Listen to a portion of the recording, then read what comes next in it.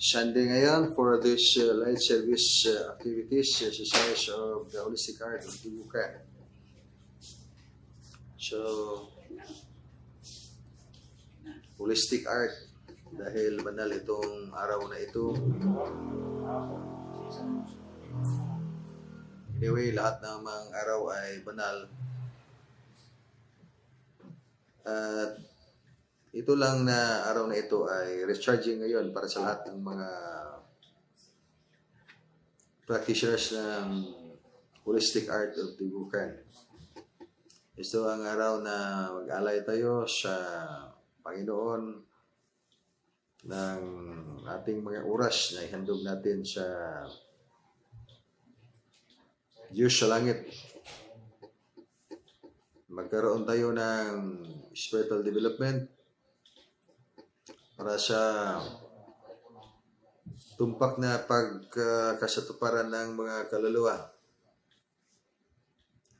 Nang ang ating condition sa panahon ngayon ay accelerating man ito palagi ang ascension development ng buhay. Pag-akyat ng buhay sa mataas na antas ng frequency. Nagaganap yan araw-araw. Hindi lang araw-araw, bawat segundo, bawat minuto. So, ang guidance din ng Supreme Master sa taas ay palagi din na ibinigay para sa lahat. At pinakamahalaga ngayon talaga yung momentum. Ito ang layunin sa aral ngayon na magkaroon na ang lahat ng momentum sa spiritual practice. At ang formula ay klaro, art of life, hindi art of destruction. Bagaman pag sabihin natin art of life, klaro man yan na ito ang arte na or sining ng spiritual awareness ang higit na kailangan. Sa ating mga activities ngayon, hindi may iwasan na napakaraming mga palit pa dire, tangin nyo ako. Hindi may iwasan na mayroong mga pagsubok na darating sa buhay. Ang dahilan rin yan na kailangan na mayroong momentum. Dahil itong spiritual awareness, bagaman pag nag-training kayo ng spiritual martial arts, itong mundo ay sadyang napakadulas. At pag yung mga taong mahina at hindi natututo sa kanilang tunay na liwanag, talagang madulas ang mundo. Hindi madali na talunin ang mga kalaban. Yung mga kalaban ay mga pagsubok ng buhay. Kaya king man sinasabi, ang lesson sa Tubukan ay palagi naman lang itong nag-antay ng mga tao na kung sino yung mga taong natututo na tumanggap sa mga banal na aral na ibinigay ng Diyos sa langit. Dahil ang aral ay walang kulang ang mga lessons, walang sobra. Sabihin lang natin kung anong mga pangangailangan ng mga tao ngayon sa kanilang mga spiritual na kalagayan. Ayan, nandyan ang mga lessons ng Tubukan. Ngunit higit lang na kailangan itong spiritual awareness dahil kailangan mabuksan ang spiritual na kamalayan. At sa mga lessons na ating ibinigay, marami namang mga lessons na ating mga na-release dahil iparelease man ng ating Supreme Master sa langit. Kaya kailangan din natin yan ang pag-ingatan. At lalo na, itong panahon ngayon na pag-aralan ang mga lessons na yan dahil yan ay higit na kailanganin sa panahon nating dumating o darating na panahon. So, forum siya. Spiritual awareness, higit na kailangan para sa lahat. At bagaman pag may call-off period itong panahon na ating sabihin na medyo tahimik ang panahon ngayon. Walang mga malaking mga nagaganap. Pangsamantala lang yan. Dahil ito ay hindi ito ulan lang. Dahil talagang yan ay program ng mundong ito na kailangan ng mga tao ay matututo sa mga lessons ng buhay upang makakyat sa mas mataas na antas ng dimension ng buhay. Kung saan dimension na yan. So, iyan ay ating bigkasin dito sa ating mga aral sa dugukan and to the supreme governance of the infinite cosmic family of life. Kaya napakaraming mga lessons na kailangan natin nabangan at yung mga na-release na ating mga i-practice sa ating mga buhay upang magkaroon tayo ng mga pagkakasatuparan ng mga kaluluwa. Itong pagkakasatuparan ng kaluluwa, soul realization, ito ay elemento, very essential na elemento upang ang tao ay makakyat sa kaharian ng Diyos, makapasok sa kanyang kaharian. Bagaman maging mabait ang tao, tayo ay maging mabait, mabuting tao, sinusunod ang mga utos ng Diyos. Yung mga kalooban ng Diyos ay ating mga tinutupad. Ngunit, sa ano bang dahilan? Sa ano bang basihan na ating natupad ang kalooban ng Diyos at ang mga batas ng Diyos? Kaya kailangan natin mayroon tayong pagkakasatuparan ng mga kaluluwa. So, dito tayo dadaan muna sa expansion of spiritual consciousness. Ibig sabihin ng expansion of spiritual consciousness, hindi ito masabi lang natin na mayroon tayong expansion of spiritual consciousness na wala tayong training na ginawa. Just like the muscle. Pag mag-bodybuilding tayo, that's actually a practice of naturalness. Pag ipursa mo yung katawan na mag-develop, lumaki yung muscle, tabigas, at lumaki ang katawan. Kaya ginamitan mo mga artificial chemicals na yung mga ina-apply. Hindi yan ibig sabihin ng naturalness. Kaya yan very fragile ang development ng isang tao pag hindi dumaan sa naturalness. So naturalness, ito ay divine mother nature na batas na kailangan natin maintindihan upang masunod natin ang tunay na kalooban ng Diyos na mahalin natin ang buhay, mahalin ang kalikasan, ano yung pagmamahal ng buhay, pati na rin pagmamahal sa ating mga kaaway. Kaya ito yung mahirap na gawin ng tao, yung pagmamahal sa mga kaaway. Unang-una, hindi natin kilala kung sino talaga yung mga kaaway. Lalo na pag hindi nabukas ang atong mga spiritual na mga kamalayan. Spiritual na kamalayan ay pinakamahalagang yun na kailangan mabuksan. So, paano mabuksan ang spiritual na kamalayan? So, dito tayo dadaan, expansion of spiritual consciousness, na magawa lang yan pag magawa tayo ng mga, hindi man lang ito masabi. Ngayon, pag sabihin ko ngayon, expansion ngayon ang aking spiritual consciousness, sabihin natin, masi kayo ngayon, sabihin niyo ngayon. Mayroon tayong expansion of spiritual consciousness. Sa anong dahilan? So, sinasabi lang natin yan. Mayroon tayong expansion of spiritual consciousness. Sabad ba sa spiritual function? Yan ay napakahalaga yan. Kaya hindi masabi natin na, okay, mayroon tayong expansion of spiritual consciousness by this time. And then wala tayong ginagawang lessons ng art of life. Yan ay, hahantong yan sa napakalaki o napakalalim na illusion na mayroon tayong expansion of spiritual consciousness. Ngunit wala man tayong ginagawang mga lesson.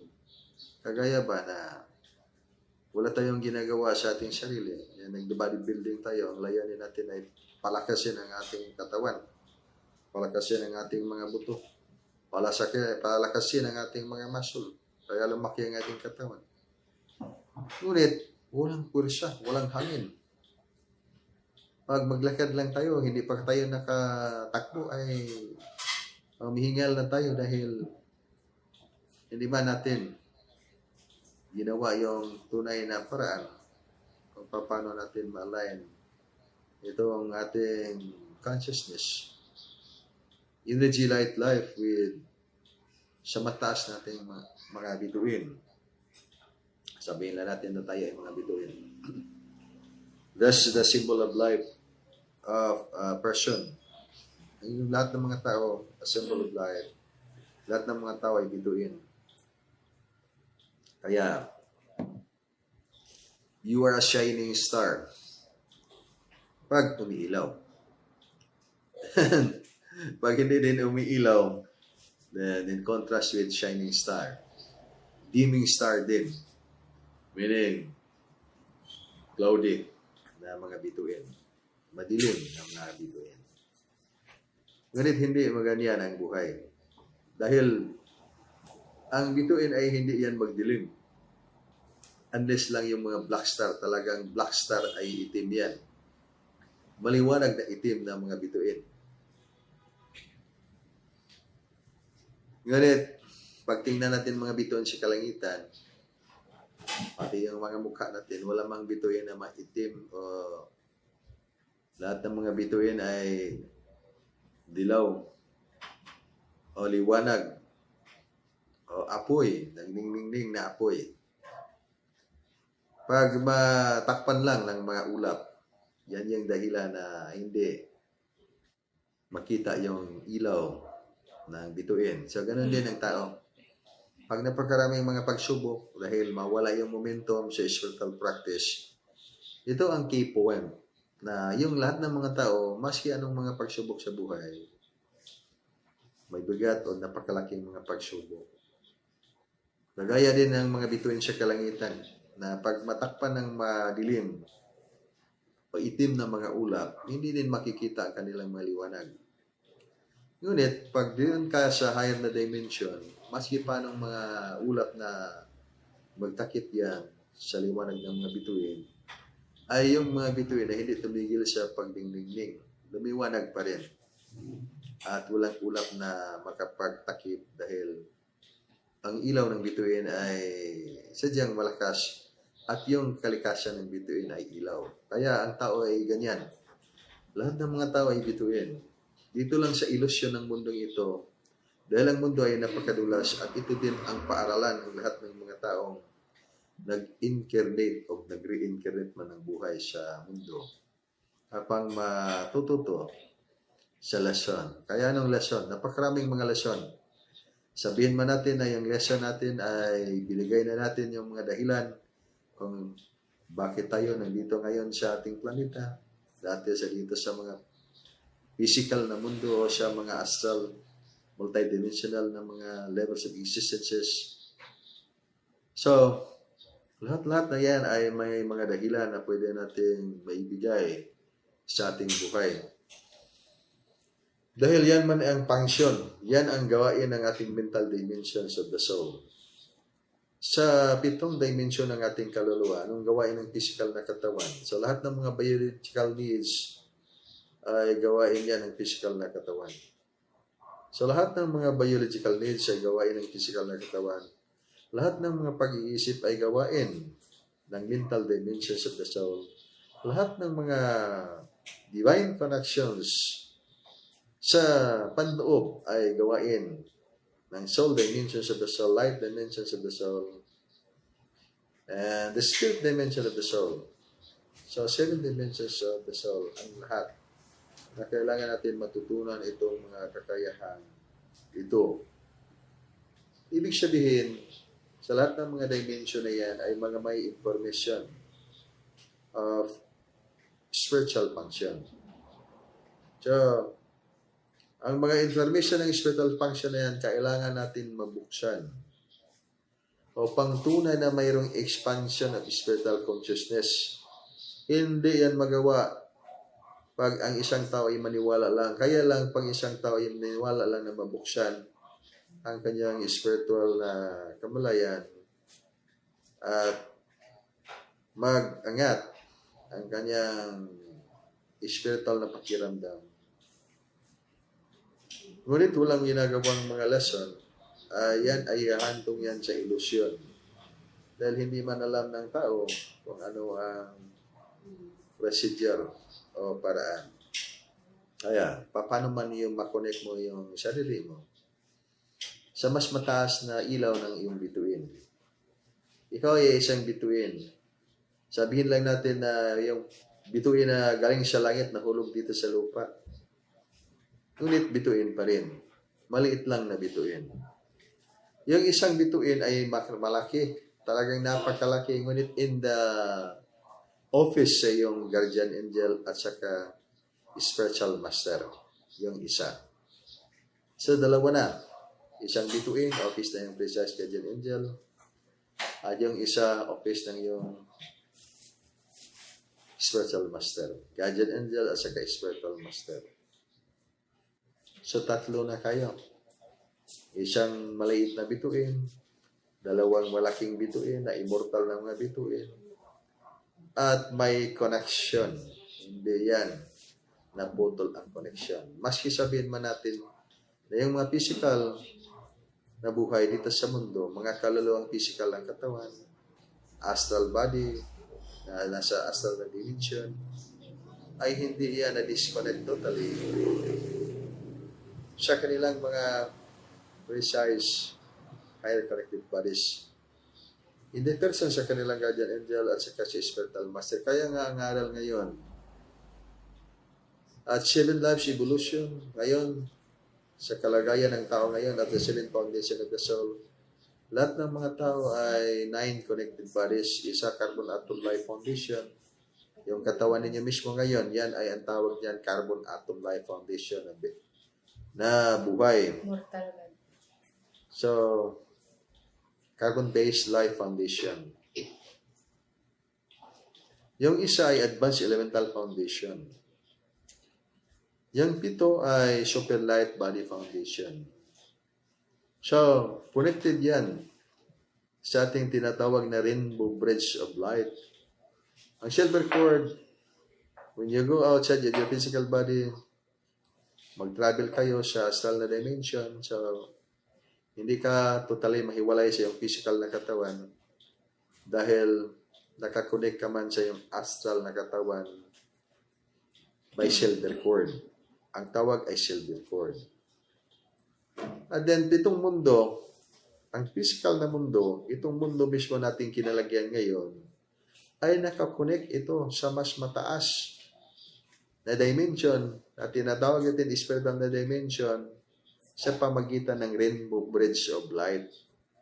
Divine cord ang tawag. Bagaman pag itong planeta natin, mag-astral travel itong planeta natin sa ibang mundo. Ay hindi lang ang tao ay mag-astral travel. Lahat ng mga planeta ay mag-astral travel din. Dahil may mga kaluluwa ang mga planeta. May mga kaluluwa ang mga bundok, mga kahoy, lahat. Kaya nga pag ikaw ay mag-astral travel at high frequency ng iyong astral vehicle, so, maging clairvoyant ang iyong pagkatao. Maging clairvoyant ka sa iyong kaluluwa. Ayong mismo iyong kaluluwa ay clairvoyant. Ibig sabihin ng clairvoyant, klaro ang iyong perception of the vibration. At kung saan mo yung gusto mong puntahan, isipin mo lang ay makarating ka agad dahil ang clairvoyancy ng iyong kaluluwa ay pwede siyang makatravel by the speed of your thought through your astral body vehicle na magagamit sa iyong kaluluwa sa pag-travel sa mundo na spiritual pa rin ang mundo. Inner world. Hindi lang yung advanced spiritual world. Pero, napakahalaga na matutunan ng tao dahil yan ay isa sa elemento ng expansion of spiritual consciousness. Hindi ma-expand ang spiritual consciousness pag walang aral. Walang lesson na ating gagawin. Yan ang dahilan na ang tao ay nagpunta sa physical na mundo upang matutunan niya kung paano niya talunin ang mga ilusyon sa kanyang buhay, sa kanyang mismong sarili, dito sa programa ng mundong ito. So, ang programa ng mundong ito ay angkop sa lahat ng mga kaluluwang mortal ang kalagayan. Hindi angkop sa lahat ng mga espiritong immortal ang kalagayan dahil hindi man sila nahanay sa physical na mundo ito. Kaya, pag yung taong tunay na mag-ascend, ay doon sila sa angkop na mundo kung saan sila mayroon silang balanse sa kanilang frequency. Mayroong equilibrium. Ang layunin ng lahat ng mga kaluluwa ngayon ay makaligtas. Dahil ang programa man ng paralang ito itong mundo, I'm talking about the physical world. Ang programa sa ating physical na mundo, na ang mga tao ay makaakyat sa mas mataas na antas ng buhay.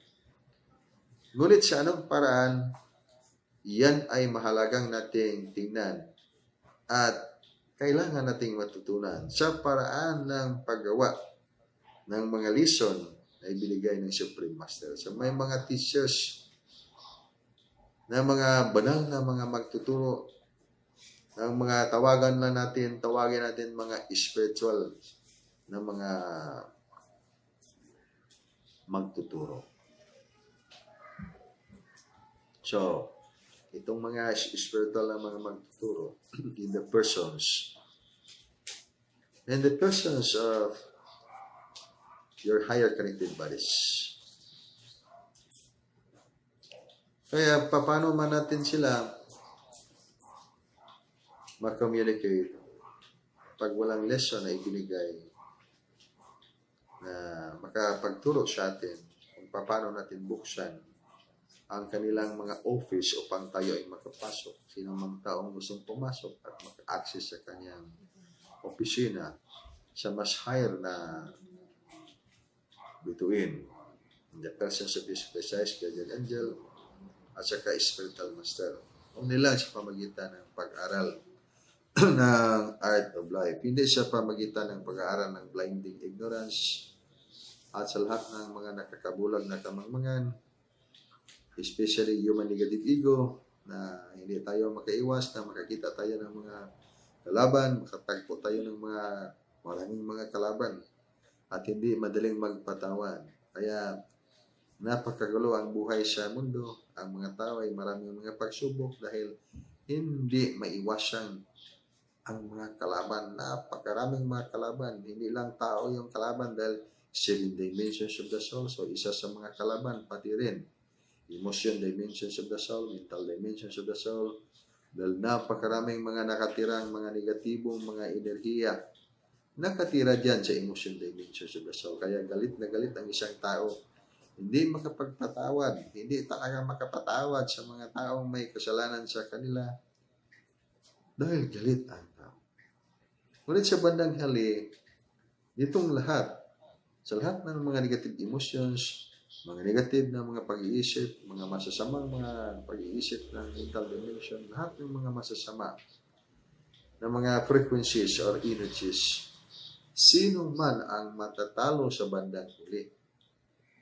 So, ang tao din mismo na hindi nakayanan niyang talunin ang kanyang mga kalabang sarili, mismo sa kanyang nandiyan nakatira sa kanyang dimension ng kaluluwa. So, ito ang lesson ngayon. For example, itong halimbawa natin na tayo mismo sa ating sarili. Medyo napagod tayo ngayon sa ating mga practice spiritual. Sabi ng isang tao, ay pagod na siya sa kanyang mga ginagawang spiritual. Then pag tingnan natin, i-check natin ba, kailan ba kaya itong taong nag-umpisa sa kanyang pag-aral sa spiritual? Kaka-umpisa pa lang sa nakaraang buwan. At then pagod na kaagad. Galing pala siya yun doon sa mga mundo ng blinding ignorance. Nagkakabulag na kamangmangan. Hindi siya pagod doon. Na araw-araw man siyang napagod doon. Ibig sabihin, isa rin yan sa kailangan na talunin sa ugali ng kahit sino mang tao na nag-aaral na sa kanyang sariling spiritual. Lalibig sabihin man itong spiritual ay hindi ito paaralan. Na kagaya ng gumagawa tayo ng paaralan ngayon, upang dito mag-aral ang mga tao. Ang paaralan na ito ay University of Human Negative Ego, University of Humbleness, University of Goodness. Aski anong itawag natin sa ating mga paaralan. Ngunit, ang itong mundo mismo ay yung paaralan. Na maski man sabihin sa isang tao na pagod na siya, ay kung pagod ng isang tao, maawa ba ang mundo sa kanya? Lalo siya ito lang. Ay, ibig sabihin, itong mundo ay madulas at walang awa. Hindi maawa ang mundo. Dahil yung taong mga napagod na sa sarili, pagpagod na sila, ang kanilang kahinatnan, ang hantungan sa lahat ng pagod, ay art of distraction. Kaya nga ang pinakahantungan sa lahat ng mga bagay sa mundo, mga pagsisikap man sa tao, o hindi pagsisikap, ay may kahinatnan. Ibig sabihin itong pinakahantungan ng lahat ng mga ginagawa ng tao, ang hantungan sa lahat ng buhay. Ang hantungan ng lahat ng buhay, art of life or art of destruction. Bagaman sabihin natin, ito ngayon ang ating pinakatumpak na mga aral sa dulukan. Ngunit anong hantungan ng itong aral ng dulukan? So, ang hantungan ay art of life. Pag hindi tayo sa art of destruction. Pag sabihin natin, ayaw ko na yung mag-practice sa dugukan dahil ako ay nasaktan ako sa leader ng dugukan dahil may request ako ay hindi man pinapad ang request ko sa hindi man pinakinggan ang ating request sa dugukan. Ano ibig sabihin? Pwede ba yan na sabihin natin, hindi na ako sa dugukan dahil ang dami natin mga rason. Maski saan man tayo magpunta, nandito man tayo sa dugukan o sa ibang mga lugar o sa ibang mga pangalan nating pinaniwalaan, nandito pa tayo ngayon dito sa ating physical na mundo. Ang ibig sabihin, pag nandito tayo sa physical na mundo na ito, kailangan tayong magtagumpay, talunin ang mga pagsubok ng buhay. Gampanan ang ating sariling misyon na yung pagpalago mismo sa ating spiritual. Dahil yan ang pinakapundasyon ng bawat buhay dito sa mundo. Ang lahat ng mga taong walang spiritual, hindi makapasok sa higher dimension. Sa bandang huli ay mawasak. Bakit mawasak yan? Ay naturalist yan ng mundo. Sabihin natin, itong mundo, Divine Mother Nature is loving. Is it really true? Tingnan natin sa positive aspect. Totoong-totoo. Ngunit, sa panahon na may bagyo, may lindol, pumutok ang bulkan. Loving nature ba yan ang ating makita sa ating kalikasan? Hindi. Sabihin naman natin itong nakakagulat na kalikasan. Talagang nakakagulat. Walang labing-labing ang kalikasan sa panahon na mag-accelerate ang kanyang enerhiya. Kaya wala tayong mapuntahan. Kahit man saan, maliban lang sa tuparin natin ang ating mga mission dito sa mundo. So, anong mission? Talunin ang mga pagsubok ng buhay. So, paano talunin ang mga pagsubok ng buhay? So, iral ang yung tunay na pagmamahal sa spiritual. Hindi tunay sa pagmamahal sa sarili lang. Dahil sa yung pagmamahal sa sarili, pag hindi tayo maintindihan, magalit na tayo at masaktan na tayo. At talagang umiiral ang ating tinatawag human negative ego dahil hindi man natupad ang ating mga kahilingan at hindi tayo pinakinggan.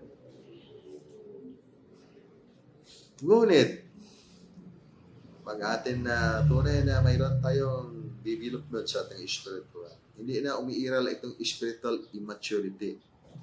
Ang umiiral sa ating pagkatao, itong tinatawag din spiritual maturity. So, maski man mawasak ang mundo, wala kang ibang dahilan. Hindi ka magsabi na napagod ka sa spiritual dahil Isang buwan ka pa lang na nagtrabaho sa iyong spiritual, ay pagod ka na at yung iniisip ay talagang matagal ka ng serbisyo sa spiritual. At sabihin man natin na isang daang taon ka nang nagserbisyo sa spiritual. Ngunit, sa bandang huli ay sinabi, ay pagod na ako sa spiritual, parang walang nangyari. Bakit manaabot sa ating kaisipan na parang walang nangyari? Hindi ba natin nakita yung araw-araw ay may nagaganap ng mga pagbabago? Isa lang yung dahilan. Hindi natin binuksan ang ating spiritual na kamalayan. Huminto na tayo dito sa ating paniniwala na ito na ang nakita natin na dito lang tayo at wala nang mga pagpatuloy pa. Ngunit hindi ganyan ang ikot ng mundo. Umiikot, gumalaw itong mundo. Ang mga aral ngayon ay hindi maging aral ng bukas. At ang aral ng bukas ay hindi rin maging aral sa susunod ng mga bukas o susunod ng mga araw. Ibig sabihin, every day is new and a wonder. Bawat panahon, bawat araw ay bago at makabuluhan. So bakit man hindi natin maintindihan? At ngayon pa, nitong panahon ngayon, na lubhang accelerating ngayon itong ongoing ascension process of the planet. Itong ongoing ascension of the planet, itong proseso niya ay ating masaksihan ang mga paggalaw ng mga kalikasan na makaapekta siya sa lahat ng buhay. Ang mga tao ay hindi makabalanse sa enerhiya, hindi maiwasan, lalo na yung mga golden soul.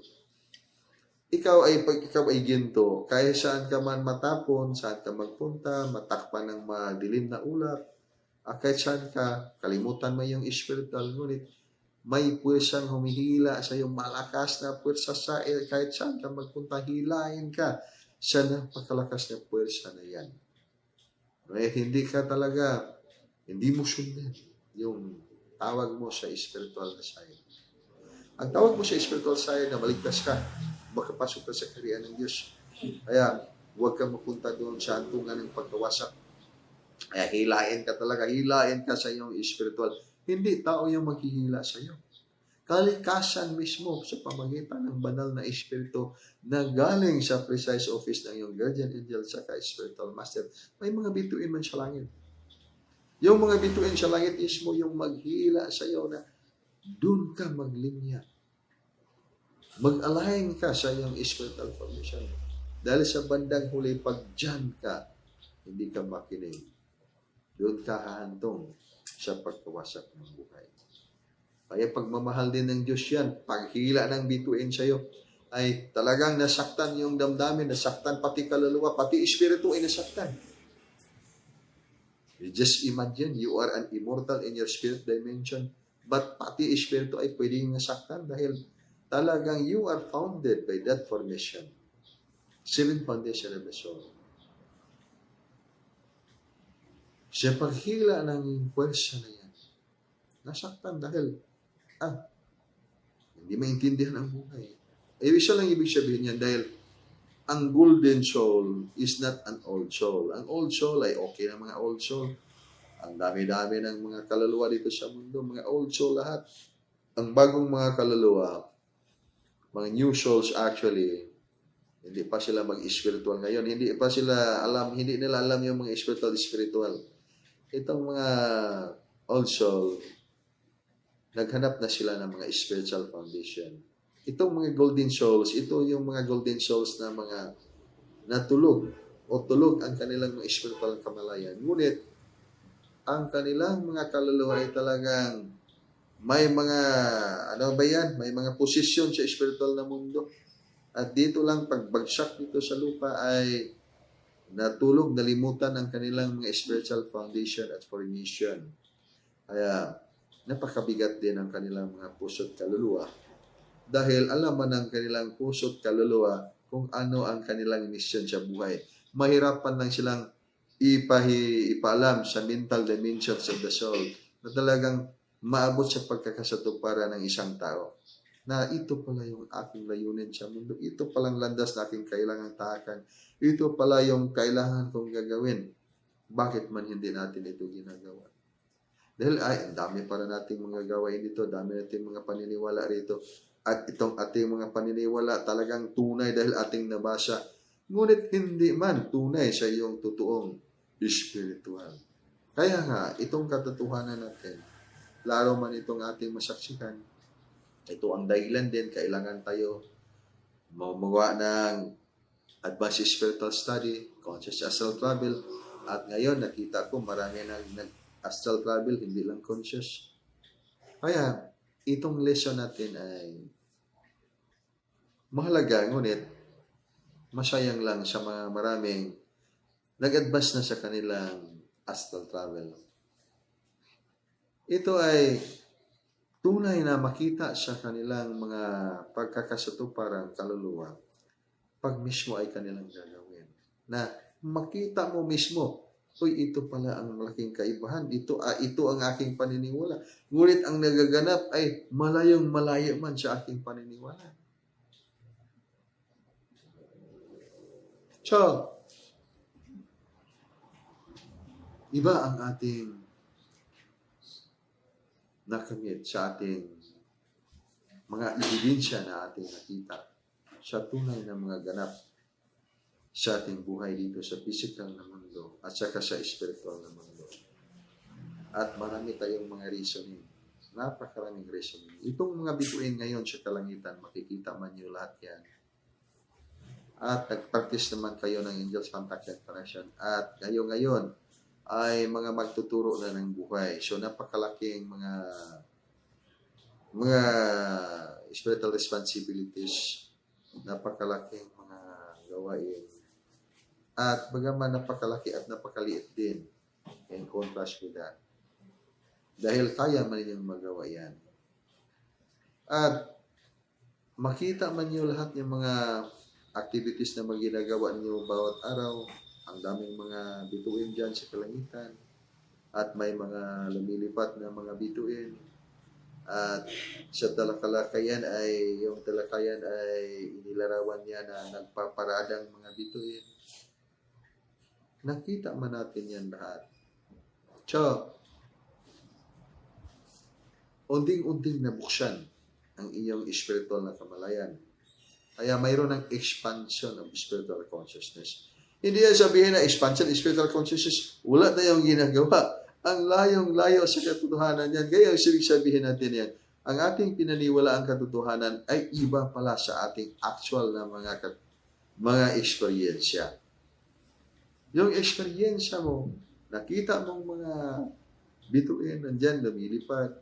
So, mayroong nagaganap ng mga activation sa physical na katawan at naramdaman yung mga puwersa at yung mga connection mo sa higher na dimension. Hindi sa mga UFO na ibig sabihin niya UFO will be advanced technology, flying saucer, or mga anomalous flying objects. Napakarami. Ngunit hindi nahahanay sa advanced spiritual na mundo. So, ano ang ating connection sa mga bituin? Ano ang ating connection sa mga planeta? Bagaman pag pumasok tayo sa mas taas na dimension ng buhay with a physical body, pwede o hindi? Pwede yan. Dahil kagaya lang yan sa conscious astral travel. May mga magsasabi na mga tao na wag kayong mag-astral travel dahil yung astral travel, another term for that is astral projection, ay delikado. Hindi yan delikado. Bawat tao ay, pag matulog ang tao, maski aso, maski insekto, pag matulog yung lahat ng mga may buhay na physical, ay maglakbay ang kanilang mga kaluluwa o mga elemental entities. Maglakbay sila sa astral na dimension. So, walang buhay na physical na kung matulog ay hindi maglakbay sa spiritual na mundo. Lahat ng mga tao, lahat ng mga hayop ay maglakbay talaga pag sa panahon na matulog yung physical na katawan. Maglakbay ang kanilang astral na kaluluwa. So, pag ang physical na katawan ay tulog at doon, gising. Gising ang iyong astral body. Pag yung astral body ay tulog, ay gising din ang iyong physical na katawan. Kaya walang dapat ikatakot sa paggawa ng conscious astral travel. Dahil lahat na ng mga tao ay gumagawa niyan. Hindi lang sila conscious. Kaya sa paglakbay-lakbay mo sa spiritual na mundo, nakita mo ang mga bagay, mga katotohanan na angkop pala yan sa iyong pagkatao, sa ibang dimension ng iyong kaluluwa. Ngunit ang physical na katawan hindi makapasok sa astral na dimension. At ang astral na dimension, pag pumasok dito sa physical na mundo, ay hindi din maaaring maglakbay-lakbay lang. Kaya uuwi siya dyan sa physical na katawan. Matulog siya dyan sa kanyang terminal o bahay sa physical na katawan. So may angkop na katawan ang kaluluwa sa bawat dimension kung saan man siya magpunta. At paano man natin yan maintindihan? Pag walang magtuturo. Kailangan natin ang magtuturo. Upang makamit natin ang pagkakasatuparan ng kaluluwa, so hanapin natin kung sinong makapagturo sa atin yan. At para din tayo maturuan, hanapin natin ang paralan. Kung siya ang paral na yan, para tayo maturuan.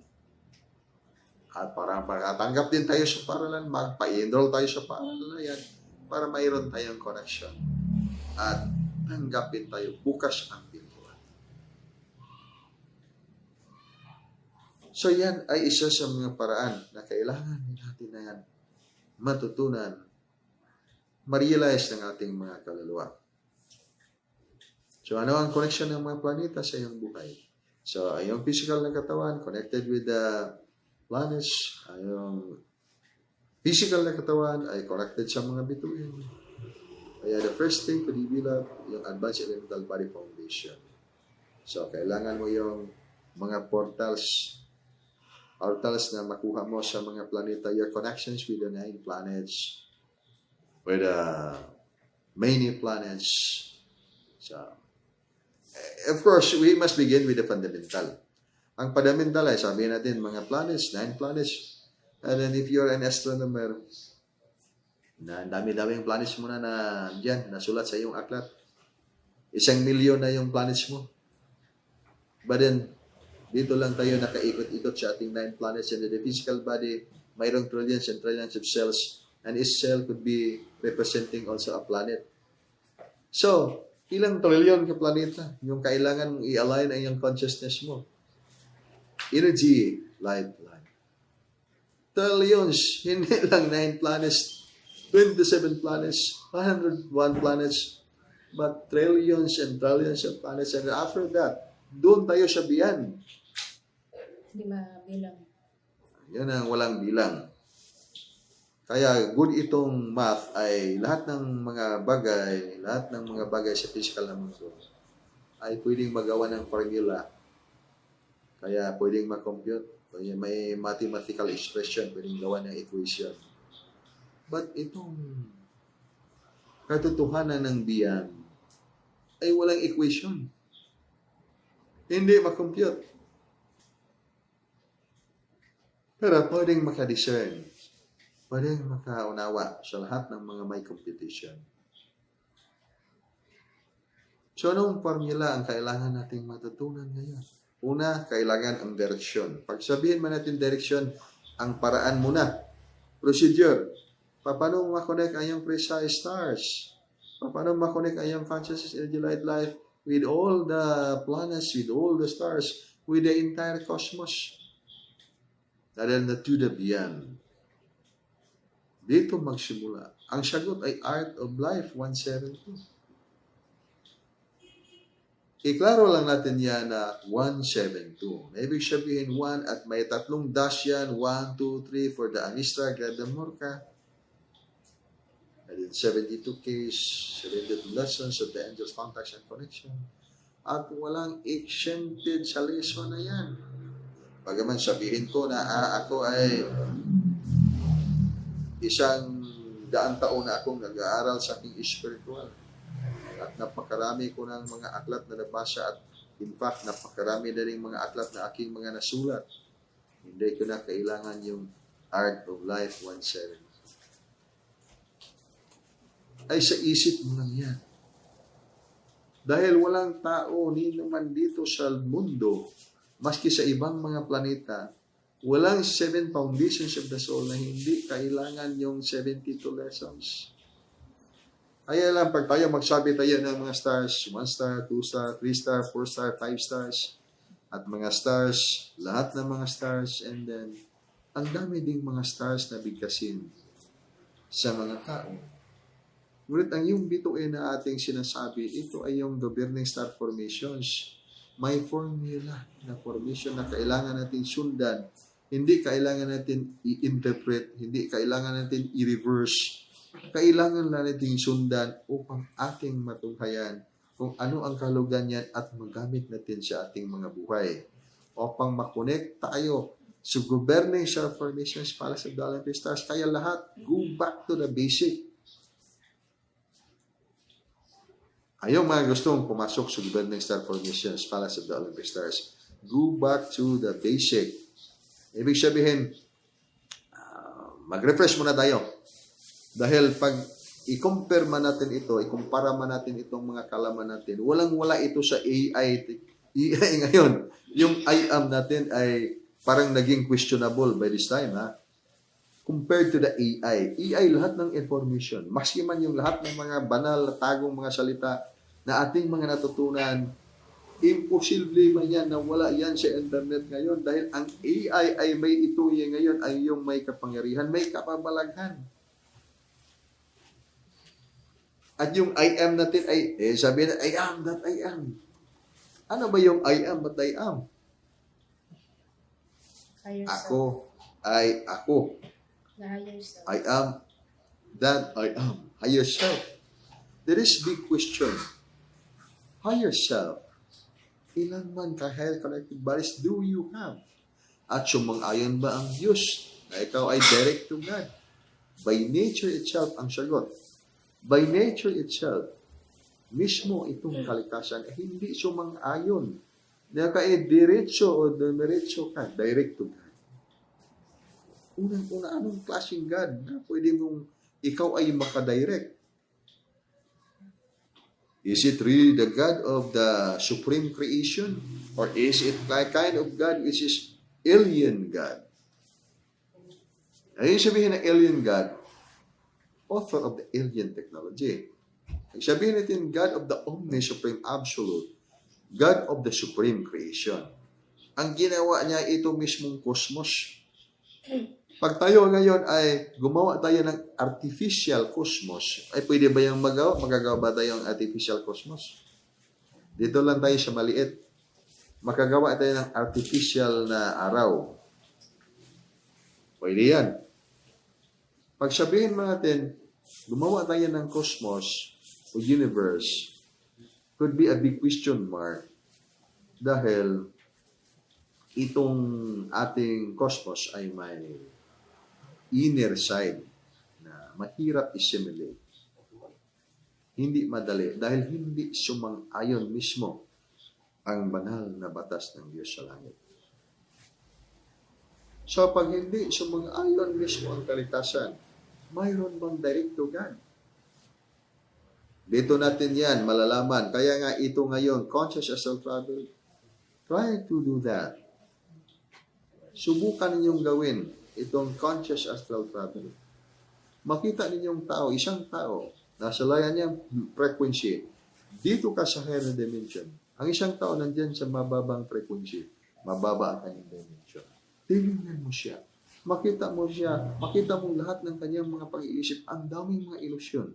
Gusto siya ng kapangyarihan, gusto siya maging Diyos, gusto siya maging lahat ng mga bagay ay nasa kanya. Gusto siya lahat ng mga tao ay magsamba sa kanya.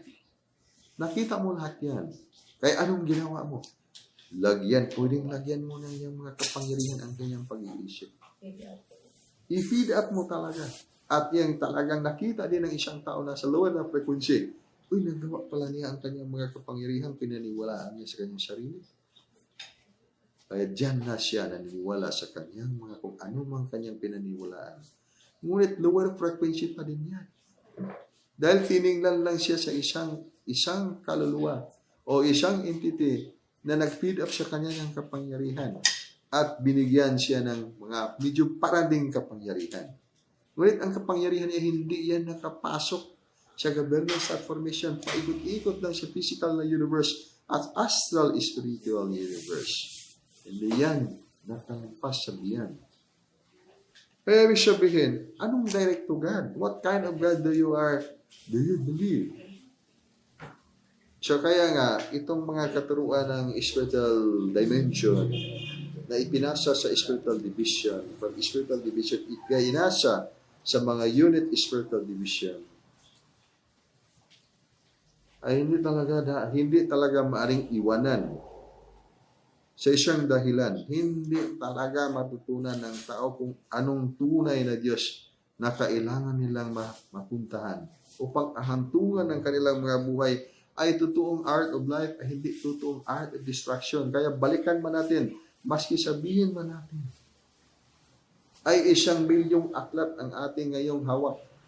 Na itong aklat na lahat ng mga aklat na ito ay mga tagong mga pangalan ng Diyos, mga misteryo ng Diyos.